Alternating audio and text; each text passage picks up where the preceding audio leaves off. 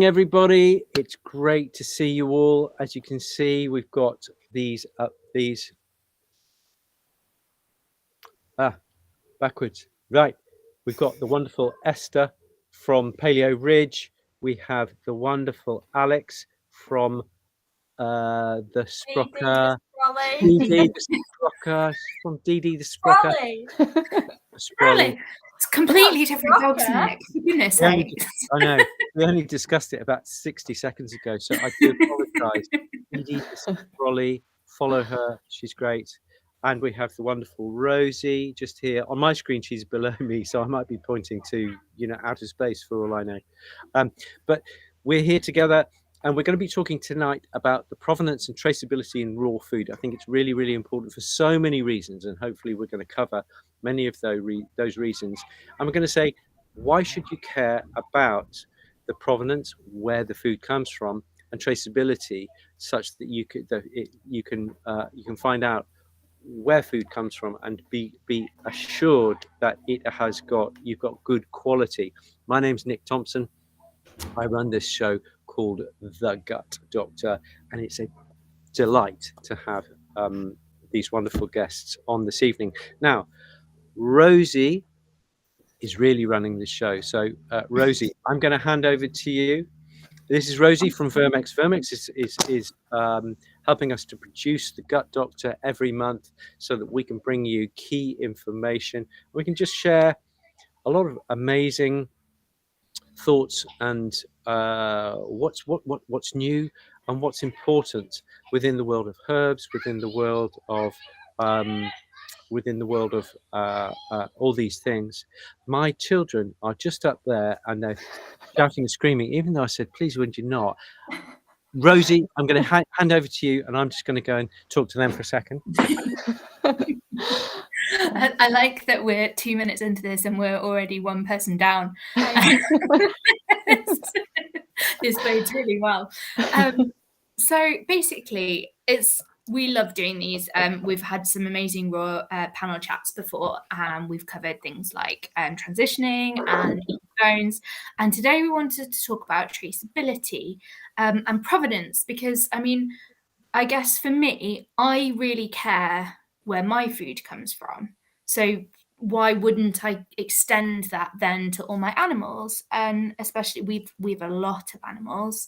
And I care what cows are eating, what the sheep are eating, what the chickens are eating. So, we've got to look at the dogs as well as a massive, massive part of that. And I couldn't think of anyone better to kind of talk to this about than I know Alex. So Alex, I know you are very passionate about sustainability. You work with the Wildlife Trust. You're all about that. And then obviously Esther and Paleo Ridge, who are one of the, I would say it's like one of the big USPs for you guys, like how conscious you are of provenance and traceability and the quality of ingredients that you use.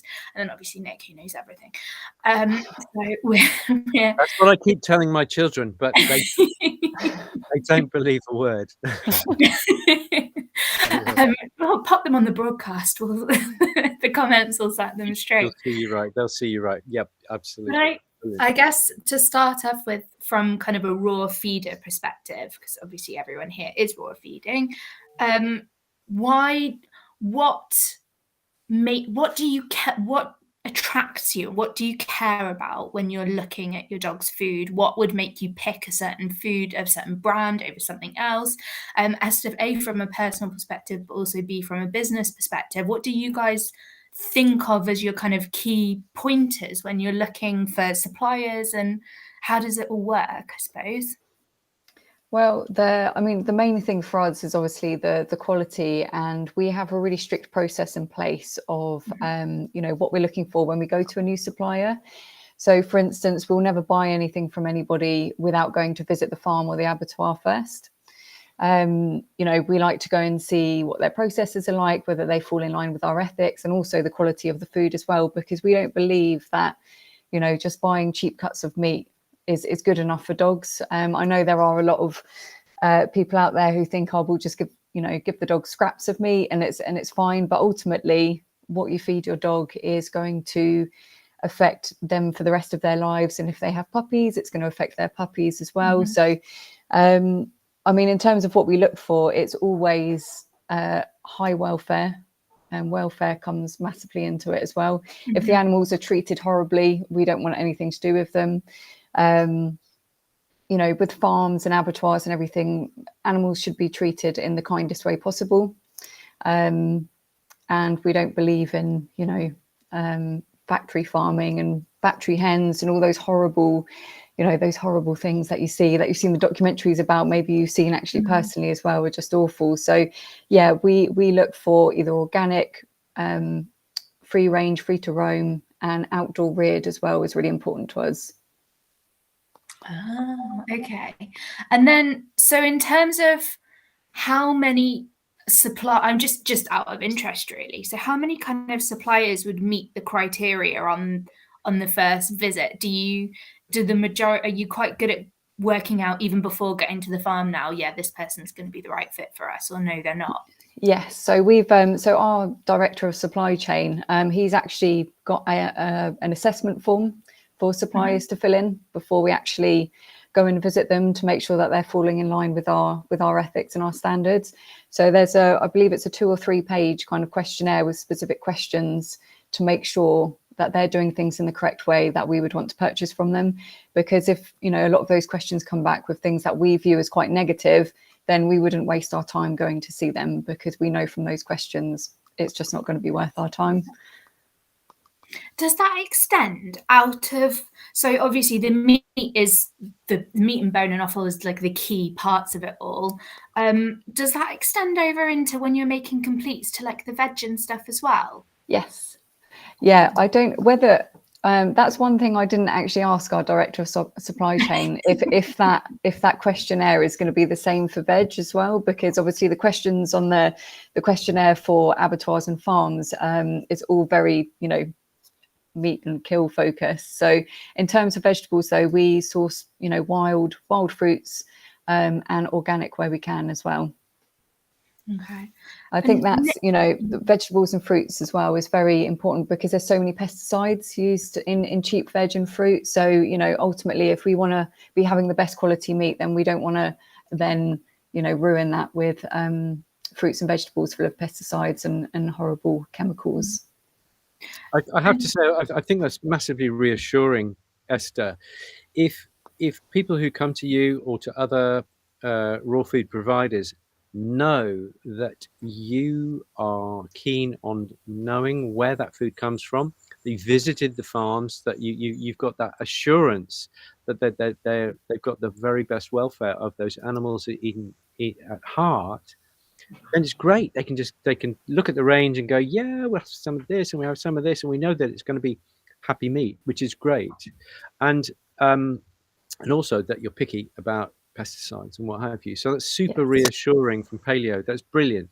There are other providers who are equally fussy, but there are providers who are not fussy about these things. They you know, it's always about the cheapest product. Alex, what's your take on where you source your raw meat from? Yeah, and I think just following on from what you just said, Nick, you know, there are some brands who aren't as fussy, and what I found when I'm in the raw shop looking for the food that I want to get, and I'm looking at the labels, and looking what's in the product, and if it's not written on the label, that makes me question. So I personally am trying to find, you know, British meat, high welfare meat. I'm actually personally a vegetarian, so it's important, you know, very important to me where my dog's meat comes from, and that it's good stuff, and I can sleep at night kind of knowing that I'm checking those things.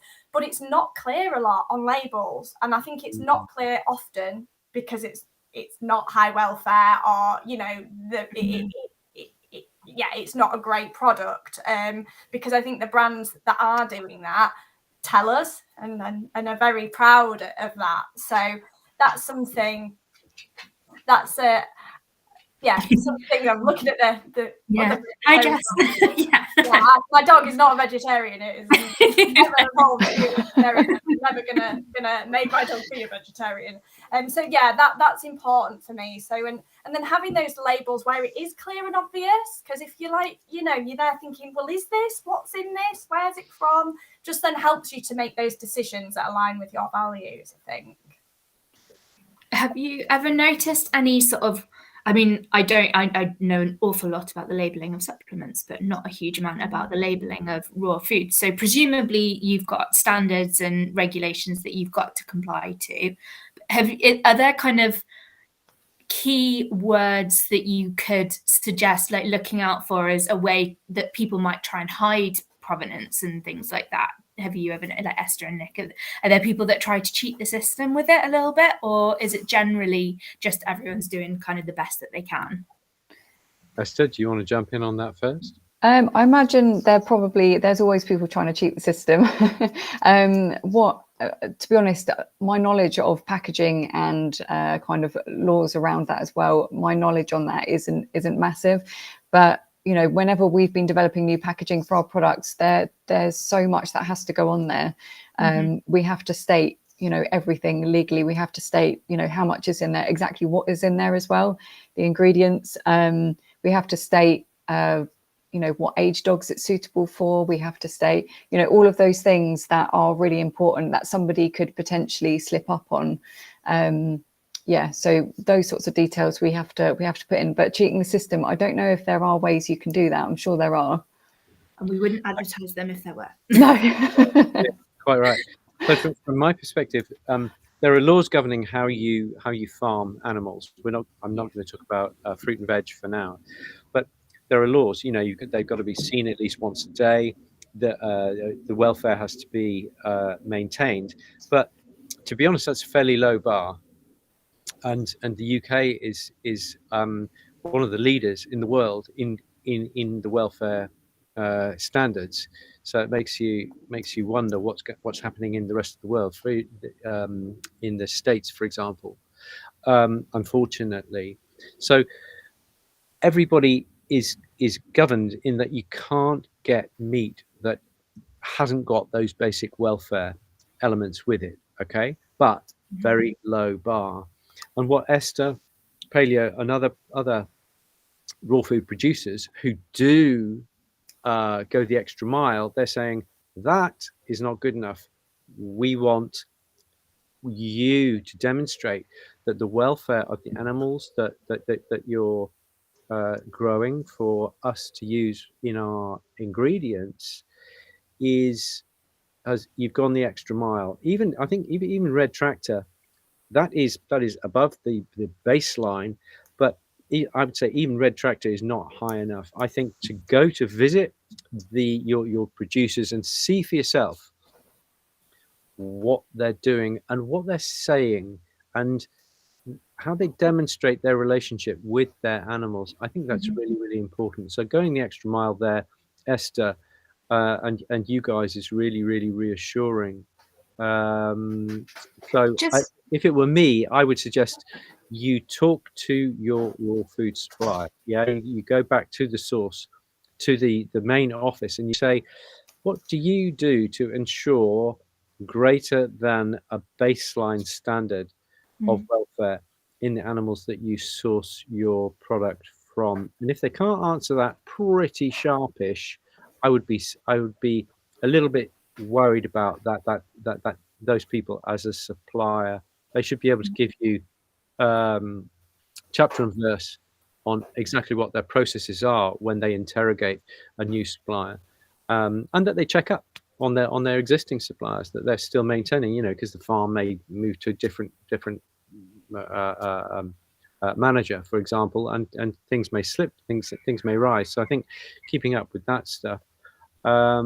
Any extra thoughts there, Alex, to throw into the mix? No, I think again, I've probably just said what you said about making contact if you're not sure, and if someone isn't able to tell you, you know, a good business that cares about what it's doing and is practicing good things is going to be able to tell you that. I think there's some other things that can kind of reassure you as well. For example, I know Vermex are a B Corp, which kind of, you know, evidences that commitment of actually, you know, going above and beyond. So there's some easy things that can tell you what organizations are doing and what they're working towards as well. So yeah, just the ease of finding that information out, I think, for me. And I think that's a really good point, Alex.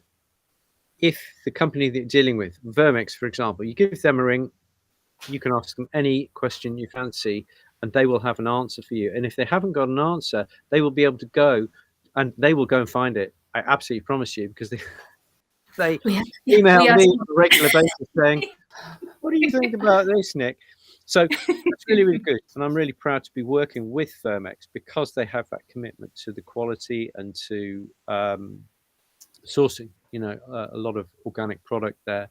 And that's really, you know, it's just reassuring. Just you get a warm glow from knowing that you're supporting the guys on the right side of the line, which is so important. Yeah, I think something else that I wanted to say was that I know that there are barriers for people to doing that with price and, you know, cost of living and things going up, and everything's going up. So that's a real hard a barrier out there.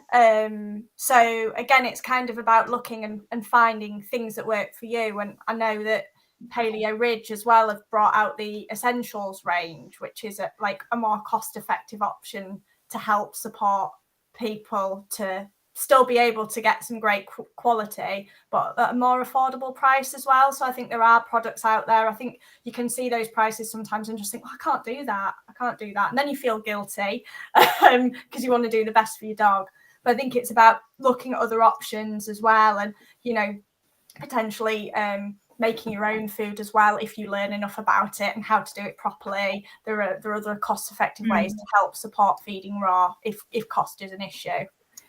Definitely. And, you know, the whole cost thing as well is, well, I think we've all felt it in the last couple of years, especially just the cost of everything is just crazy. And it's the same with like our suppliers as well. You know, they've pushed all their prices up, which means we have to push our prices up. And I know that raw food gets a lot of gyp for being very expensive, but there are ways of doing it on a budget. And I think that's why we launched the Essentials range.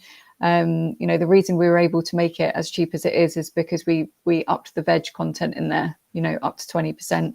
And so it's still good quality, high welfare meat in there. And, you know, we would much rather anybody feed that than kibble. So hopefully, you know, as time goes on, there's going to be more available for people.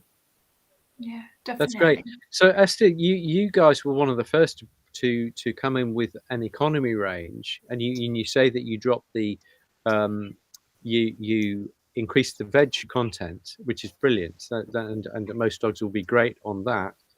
What about the use of cheaper cuts and of using more organ meat? Okay, now if you put loads of liver in there, everyone's going to get the squits, and that's not so great.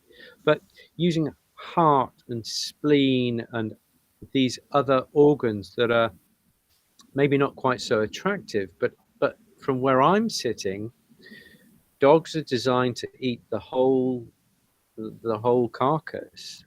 And just because in the West we, for some strange reason, we shun heart, liver, and blood, you know, black pudding and what have you, just because we in the West shun those things, most sensible peoples around the world, actually, that is their go-to. They will, you know, they'll be using these products for puddings as in black pudding, or they'll be making pies, they'll be making stews, and you know, these make the most delicious foods. It's just we've become somehow blandified. Again, I'll blame that on the Americans. I love the Americans. They are leaders in the raw food movement.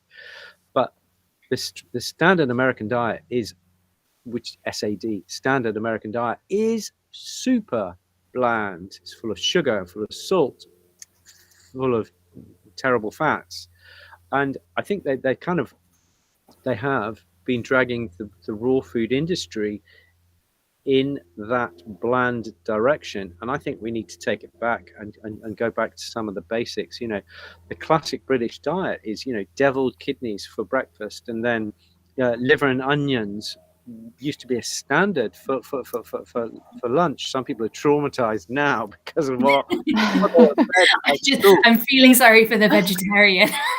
I did used to eat liver and onions as a child, so that's quite right too. It's absolutely wonderful. It's high in zinc, high in vitamin D, and it's cheap. That's the beauty of it. So, you know, if people are struggling with food, if you can get some really high welfare liver and kidney and what have you, and just add a little bit more, it means that you need to use a little bit less of the more expensive off-the-shelf 80-10-10 type products, or, you know, complete products from Esther or from others.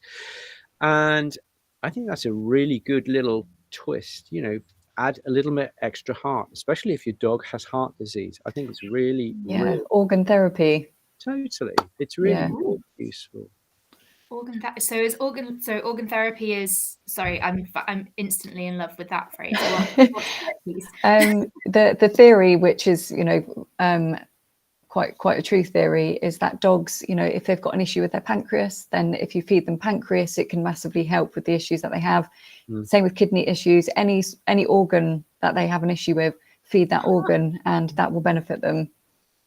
I think, yeah, and the science bears it out, because if you've got heart disease, for example, if you add, you need extra nutrients because your heart is straining. And so if you're adding heart, which has extra carnitine, extra taurine, extra coenzyme Q10, for example, just to give a short list of dozens of nutrients within the heart, it means that you're giving those nutrients to the animal such that they can support that ailing heart. Same with pancreas. You know, if you've got pancreas problems, you may be producing, I mean the dog, same thing.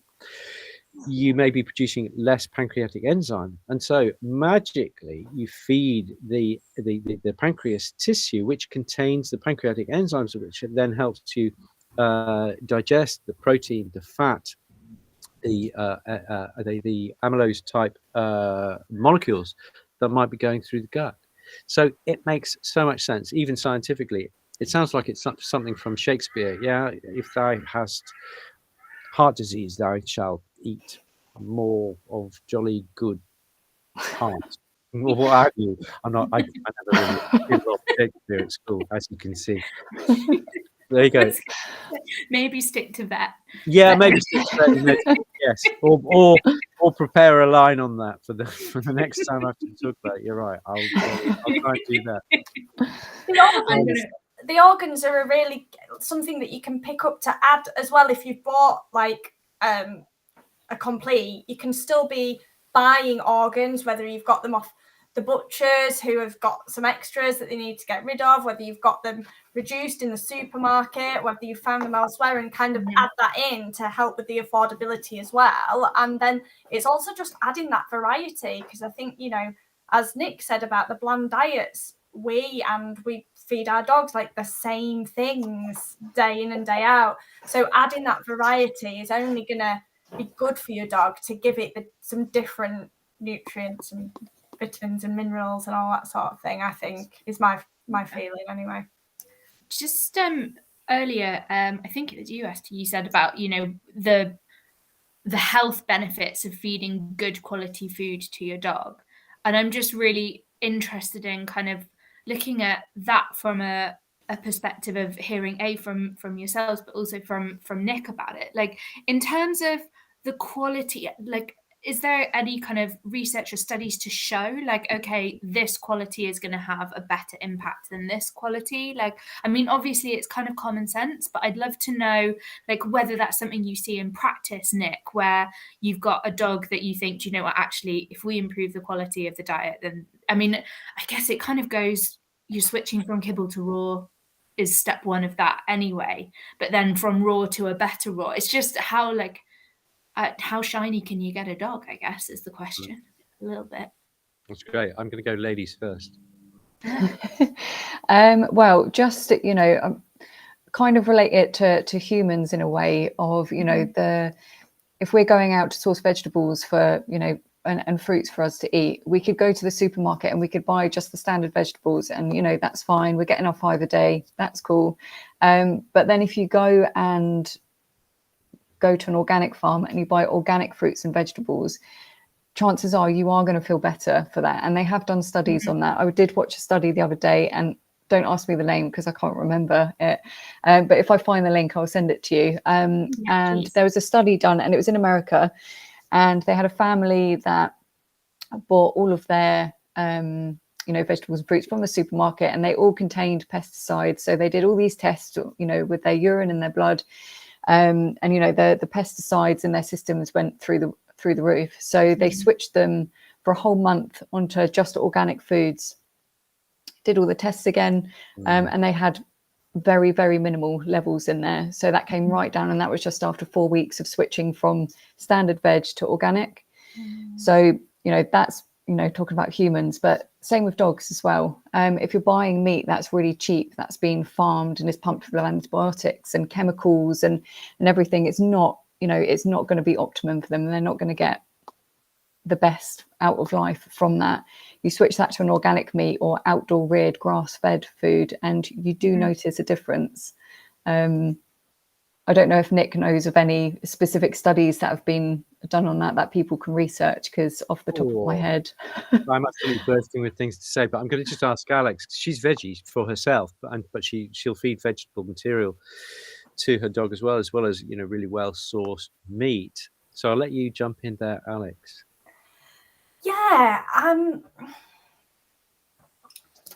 mean, I just think, going back to the pesticide thing, and you know, you are what you eat, aren't you? So I think, Yeah, it's really easy, and we live in a society where we don't have to think about this, because you can just go and you can pick it up off the supermarket shelf, or you can just buy it processed, and you don't see that process, you don't see how it's killed or how it's prepared, and you see a beautiful shiny apple, or you know, bit of meat, and you eat it and you feel good, and you don't see any of those different things. So I think it's about just educating ourselves a little bit more about what these things are, what they do, the devastating effects that some of these pesticides are having on our wildlife and on our agriculture, on our world. Going a bit deep, but you know, like just kind of thinking a little bit more and starting small to kind of understand that and the bigger impact, and not just, you know, how we're just feeding ourselves today or tomorrow. I think is something that yeah, we're not going to change the world overnight, but starting to kind of think about those issues a little bit, and help to make those better choices when you can, because you can't always, but small changes as well can help. Totally with you there, Alex. I'm trying with every conversation I have these days, I'm trying to get a little plug for regenerative agriculture in, because it's one of my passions. There are many studies to show that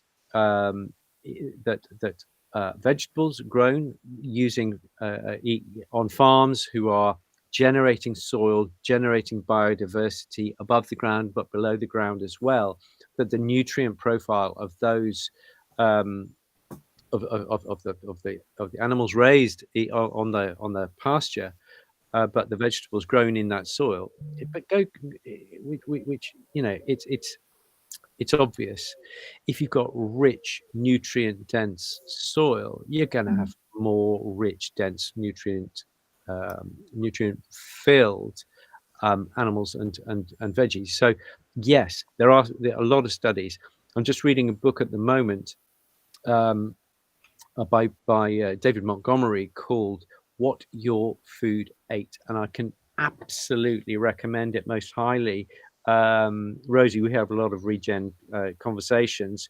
I'm going to get you a reference for that, because people kind of love and hate me because I'm forever giving references, and that's there you go. This is the book. Not sure if you can see that. What Your Food Ate.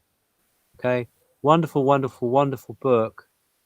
and it kind of does what it says on the tin, and it says beef is not beef, carrots are not carrots. It depends on the soil in which they're grown, and they could be raised in perfectly healthy soil, but they can add, when you add fertilizer, you actually drop the fertility, long-term fertility of your soil, which is bizarre. That's not what you'd think.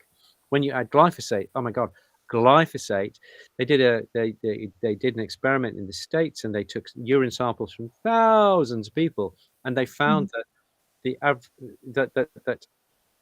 80+% of Americans have traces of glyphosate, the pesticide from Bayer Monsanto. Over 80% of people have glyphosate in their urine samples, which is terrifying. Glyphosate came in 1997.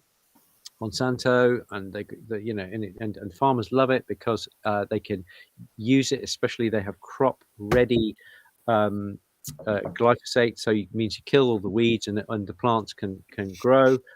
But the thing is, in 2010, glyphosate got a license as an antibacterial, as an antibiotic. So when you're eating either the animals who've been eating glyphosate grown grain, or you've been you or your dog has been eating veggies from glyphosate infested vegetables or soil and what have you, then you're effectively taking an antibiotic, which is going to have a very negative effect on the microbiome. We've done a lot of work with Vermex and the microbiome, and we find it's really, really good to help to restore and normalize, naturalize the microbiome, which in my mind we've got an association there between, glyphosate is going this way, and the wonderful use of herbs is going this way when we're thinking about the microbiome. So I think there's a whole new world out there using herbs and herbal products to help us all to cope with the ravages of modern life. And I think something that you can also do a bit closer to home, speaking of herbs. Cheers.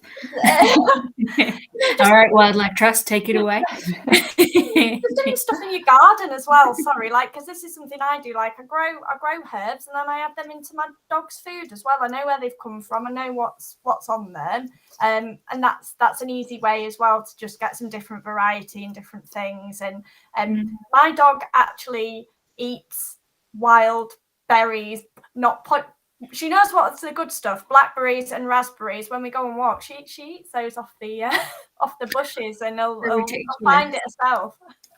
Yeah, I've got one that's exactly the same, especially in the autumn. We'll be walking along and she'll just start helping herself to blackberries as we go down the lane. She's so funny with it, but she knows she just goes straight for them. You can just smell them, can't they? She just finds them and then eats loads as well. I'm like, I think you've had enough. Yeah. Also, how are you not getting brambled at this point? And she's just no, she's just so dainty, they're amazing though, aren't they? They're built they can. That's when seeing these natural behaviors where they're I would if I was hungry, I'd be out there kind of finding these things to eat, and But it's really interesting because once you see it, you'd be sitting at home thinking, well, I would never think pre-raw feeding when I was still the kibble queen, I'd never be oh yeah, I'll give my dog a blackberry. It wouldn't just be a logical thought process, would you? You'd just be oh, the dog wants a biscuit, or the dog wants some bacon, or something like that. You wouldn't be my dog will really like this. But then I've got one at the moment that I'm having to physically shut out of the greenhouse because she's trying to pick cucumbers. Why? Why is this happening? It is for anyone that's ever met my Dalmatian, you would understand. She's just ridiculous. But yeah, brilliant. I think at this stage, I just need to talk about ultra processed food. The thing is, when you get kibble, no way can you discern what has gone into that food.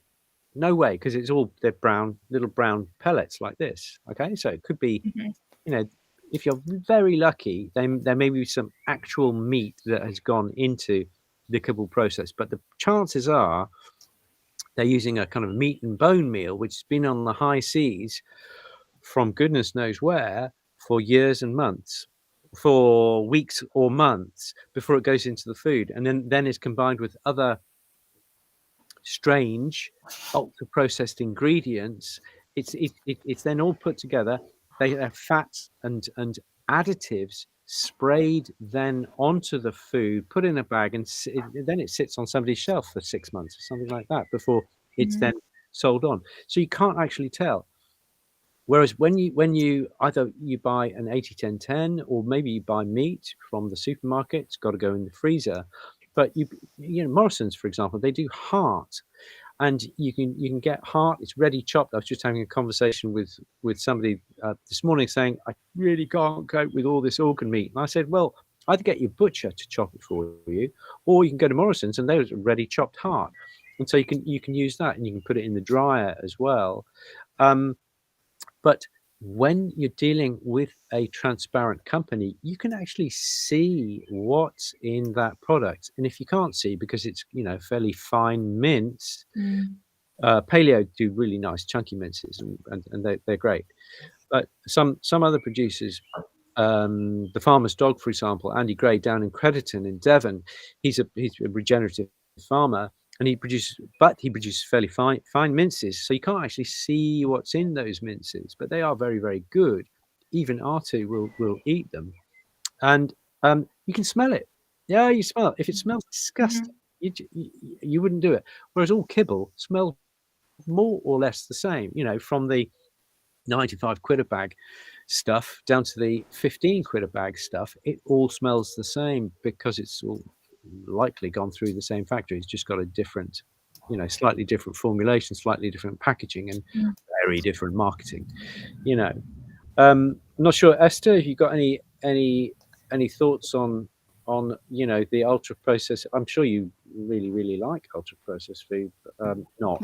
You know. Yes, not a fan, not a big fan. To a certain extent, ultra processed kibble is maybe one of the best things that ever happened to the raw food movement, because it is the devil incarnate. It is it, and it causes so many problems. Itchy ears, itchy dogs, squitty poos, unhappy dogs, hyperactive dogs, and what have you. It's the best thing that ever happened to raw, because when you change from ultra processed kibbles to raw food, suddenly you get your dog back. Literally, I was speaking to somebody this morning, and she said, it's like my dog is 2 years younger. This is like an 11-year-old dog, so that's like 14 years. That's like you and I stepping back 14 years, and that's really profound.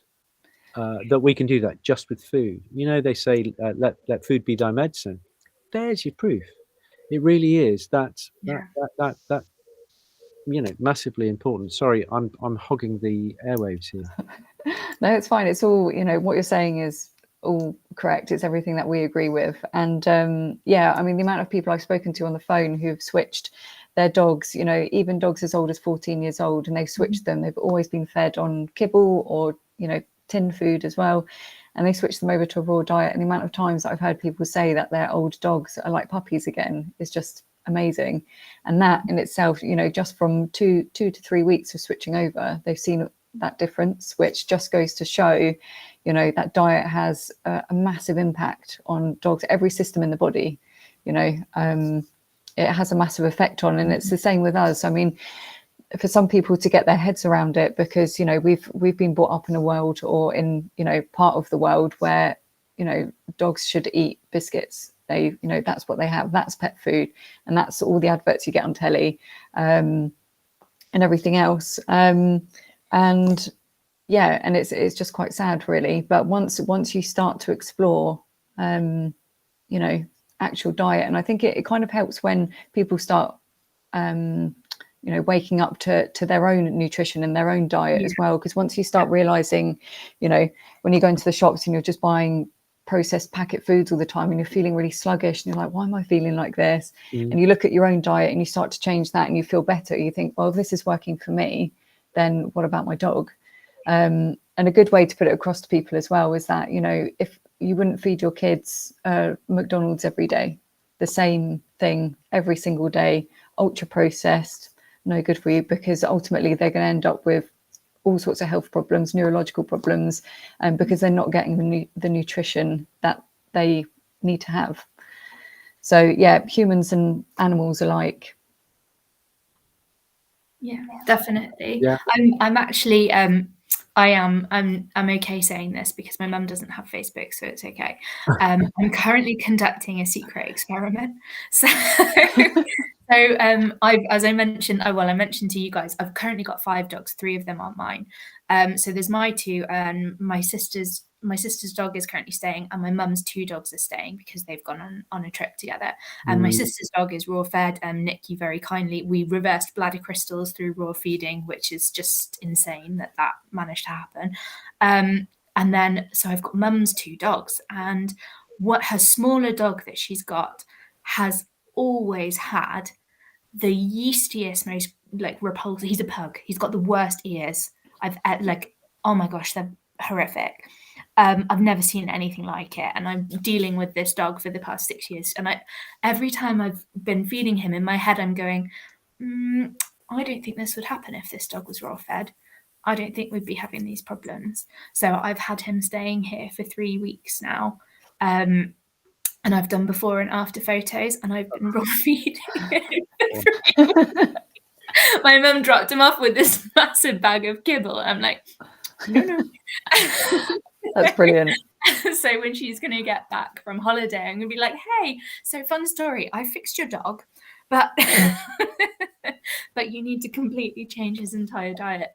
So, but his ears they don't smell now. They're not like gunky. It's absolutely transformed this dog's health. And you kind of think, great, why isn't everyone doing this? It's wild. I think it's crazy. Yeah. We've got a question about, because we're due to finish up soon because we're all busy for Thursday nights. But from Jess there, what about cooked food at home? I cook meat and veg with rice for my dog. Interesting. I'm going to hand this over to the pros. Well, I mean, cooked food at home is, I would say, is better than kibble. One, because you know what's going into that food. With cooking, it does deplete the nutrients, so I would say it's not as nutritious as raw food. And I think rice is an interesting one, because I know there's a lot of people who say you shouldn't feed rice, and a lot of people who say that you do. Nick? Yeah. I think, Jess, thank you very much for the question. I think anything that's doesn't begin with a K and ends in an E and goes ibble in the middle, I think is a good thing. Okay. so Jess, congratulations. That's really, really good. A few key things. Yes, I agree. Rice, forget about rice. Veg, great. Lots of green veg, lightly cooked. Meat, lightly cooked. When you get your meat, don't get it from the supermarket. Get it from a very reputable supplier, paleo or similarly fantastic suppliers, okay, because of the bone content. If it's got a bone content, and it has to have a bone content, because otherwise you're not going to get your calcium and other minerals, magnesium, for example. If it hasn't got any bone content, then that can be an issue. But it needs the bone content. But if you overcook bone, you can get into problems. So if you are cooking at home, you need the lightest of touch with the mince when you cook it.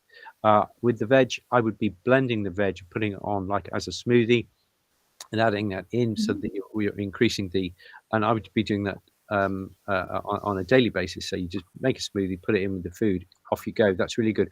Variety is the ingredient that doesn't enter the bowl, but it's really important that there is variety. Yeah, so you go lamb for a few days, you go beef for a few days, you go chicken for a few days, and on you go. That's really, really, really important. I would be looking at adding some some nuts, herbs and seeds. The easiest way to get herbs is to talk to Rosie and the guys at Vermex. They've got some great toppers, and they'll be able to guide you with those things to add. And you could just kind of circulate around there, that kind of range. They're really good. Any other thought, Alex? Anything strike you on that question from Jess? Yeah, for me, again, just thinking about that variety. I think it's great. Like, you know, cooking the food is fresh. Obviously better than kibble, so that's great. And I think it shows that someone really cares about their pet if they're willing to, go to that effort to make that. So I think if it was me, and I'm sure Jess is, like, just kind of reading up on about that, and there's some good resources out there to tell you about what your dog needs to thrive, and kind of putting those things into that diet and into those bowls. And when I add bits in as well, as I'm sure Jess does, it's kind of like, well, what have I got left in the fridge as well? What different vegetables am I putting in this week? What have we got that we can throw in? And sometimes putting some of it, the veg in raw, sometimes cooking it, because that changes how it absorbs in the body, I think. Sorry, I'm not, so that's what I'd try doing. And be really careful on the bone, and obviously don't ever feed cooked bone. You could add some raw recreational bones into that mix as well for something different. Yeah, good thought. So guys, we're at 48. It's 1948, and we've got dinners to go to and kids to put to bed and what have you. So Rosie, do you want to just wrap up? I just want to say thank you very much to everybody for their time. That was really interesting to kind of hear about the different things. And I love, like, the idea of supplier questionnaires it's something that we also do at Vermex, and we have to be part of B Corp and everything. And I just think that it's every company should be doing that.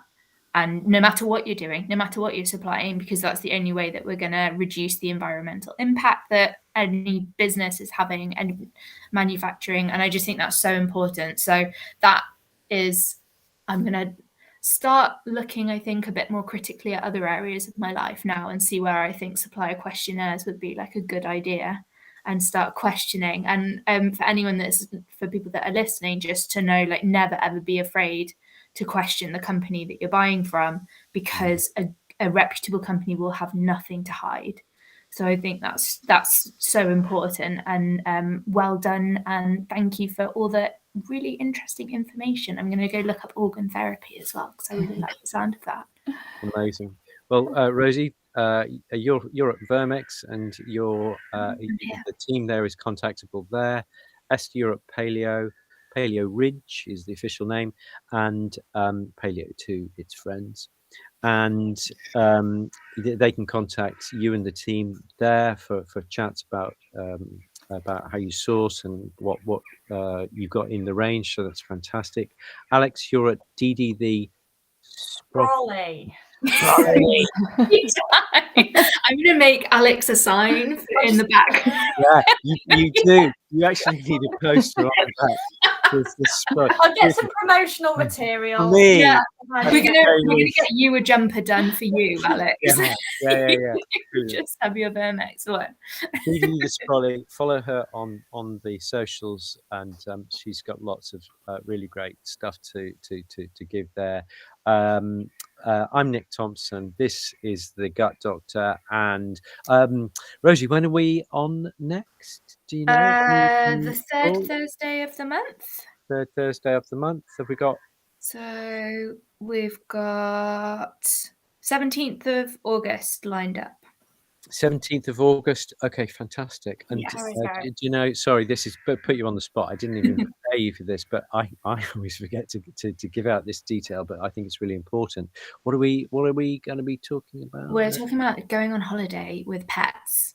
Oh, so raw feeding and traveling, flea and tick, all that kind of joys. So anyone in August, and also kenneling and category strategies for, okay, if you're leaving your pet behind, how do you make sure that they're going to be looked after and fed and watered to your requirements? So that's next month.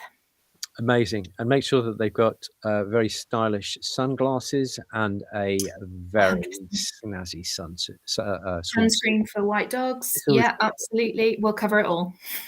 Amazing. Well, guys, thank you so much. It's been an absolute pleasure. Really, really good. Thank you for coming along. Thanks to Vermex for allowing us to do this stuff, because we love it. I'm going to say goodnight to you guys, and I look forward to seeing you soon. Take care. Keep up the good work. Really, really appreciate it. So thanks very much, guys. Lovely to see you. Over and out.